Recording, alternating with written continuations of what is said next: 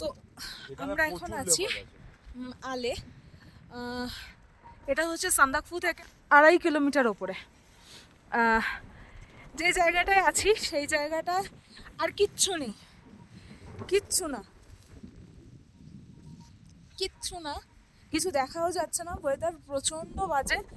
আমরা আলটা এই জন্য করেছিলাম যে এখান থেকে আমরা কাঞ্চনজঙ্ঘা আর হিমালয় একসাথে ভিউ নেব, বাট আমাদের ভাগ্যটা বরাবরের মতন ভীষণ খারাপ।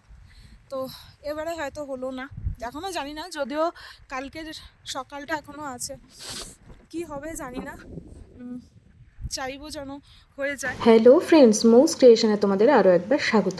আশা করি সবাই ভালো আছো, আমিও ভালো আছি। তো চলো, আগের ভিডিওতে তোমাদের সঙ্গে শেয়ার করেছিলাম সান্দাকফুর ওই ক্যাফেতে।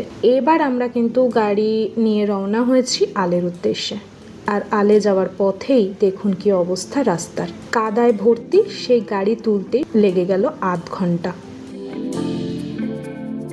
তো এত কিছু বিপত্তি কাটিয়ে অবশেষে আমরা পৌঁছালাম আলে। তখন আলে প্রচণ্ড হাওয়া দিচ্ছে। টুংলুতেই অত বেশি হাওয়া ছিল, আলে এর থেকেও আরও বেশি হাওয়া হবে এটা তো জানা কথাই ছিল। যাই হোক, আমরা নিয়েছিলাম হিমালয়ান হোমস্টে। আর হিমালয়ান হোমস্টের ঠিক পাশটাতেই এখান থেকে ভালো একটা ভিউ থাকে, যদিও আমাদের ভাগ্যে সেটা নেই। আর ওদের ছিল কতগুলো কটেজ, আর এক একটা কটেজের মধ্যে 4টে করে রুম ছিল। এটা আমাদের। তো চলুন একবার আমাদের রুম ট্যুরটা আপনাদের করিয়ে দিই। এক্ষেত্রে কিছু কথা বলে দেওয়া দরকার। টুংলু থেকেই কিন্তু আপনারা মোবাইল নেটওয়ার্ক পাবেন না। আর আরেকটা যেটা প্রবলেম সেটা হচ্ছে এখানে কিন্তু কারেন্টও সবসময় থাকে না। তো চলুন এবার আমার ঘরটা আমি দেখিয়ে দিই। এরকমই আরও 3টে ঘরই একই জিনিস। সেটা হচ্ছে 3 জন শোয়ার জন্য একটা ডবল বেড, একটা সিঙ্গেল বেড রয়েছে, সঙ্গে অ্যাটাচ বাথরুম রয়েছে, প্লাগ পয়েন্ট রয়েছে, আর একটা রয়েছে এরকম জানলা। এই জানলা থেকে কিন্তু ভালো একটা ভিউ পাওয়া যায়। ওই যে বললাম আমাদের ভাগ্যটা খারাপ, তাই পাইনি। রুমে লাগেজ রেখে তারপর একটু বেরিয়ে পড়লাম আশেপাশেটা একটু ঘুরে দেখার জন্য। প্রথমেই চোখে পড়লো ফালুট, এখান থেকে আর মাত্র 19 কিলোমিটার। তারপর চোখে পড়লো এই জায়গাটা, ধস নেমেছিল। আর ঠিক এরকমই ধস কিন্তু নামতেই থাকে একটু বৃষ্টি হলেই।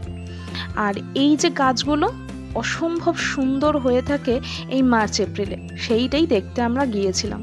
ওই যে বললাম ভাগ্য খারাপ, তাই দেখতে পাইনি। এদিকে মেঘ তো নিজের মতন করে ভেসে বেড়াচ্ছে।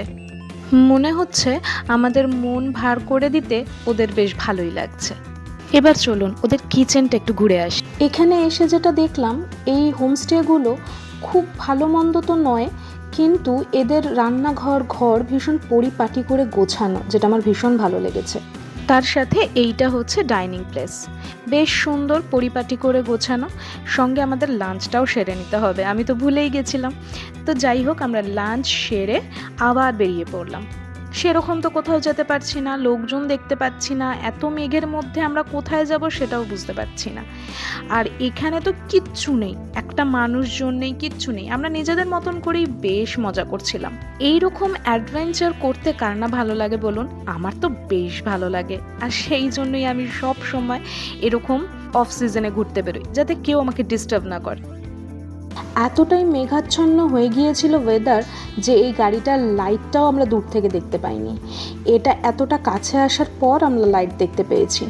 চারিদিক ফাঁকা। এই গাড়িটার লাস্ট আমরা দেখেছিলাম, ব্যাস আর কিচ্ছু না। এরপরের অন্ধকার নামলে কিন্তু পুরোটাই অন্ধকার, আমরা আর এখানেও দাঁড়াতে পারবো না। ঠিক এই রকমই অ্যাডভেঞ্চার আমরা করে থাকি। যদি তোমরা জয়েন করতে চাও তাহলে অবশ্যই জয়েন করে নিও। আমরা সবার সাথে ঘুরতে যেতে চাই, একটা গ্রুপ করতে চাই, যেই গ্রুপে আমরা ভীষণ মজা করতে চাই। যাই হোক, আবার ফিরে আসি ভিডিওতে। তারপর খানিকক্ষণ আমাদের যে কটেজের যে নিচটা আমি দেখিয়েছিলাম সেইখানে খানিকক্ষণ ঘোরাফেরা করলাম। আর রাত্রিবেলা হতেই এই অবস্থা দাঁড়ালো।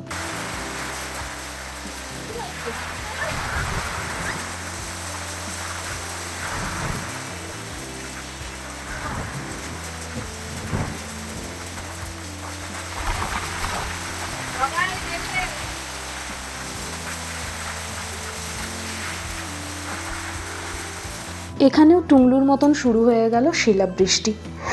আমাদের মন যে কি খারাপ হচ্ছিল, আমরা শুধু ভাবছিলাম যদি এইরকম হয়েও যদি ওয়েদার পরিষ্কার হয় তাও ঠিক আছে, আমরা মেনে নেব। এই ওয়েদারটা মানে কীরকম টাইপের ছিল সেটা আমি বলে বোঝাতে পারবো না।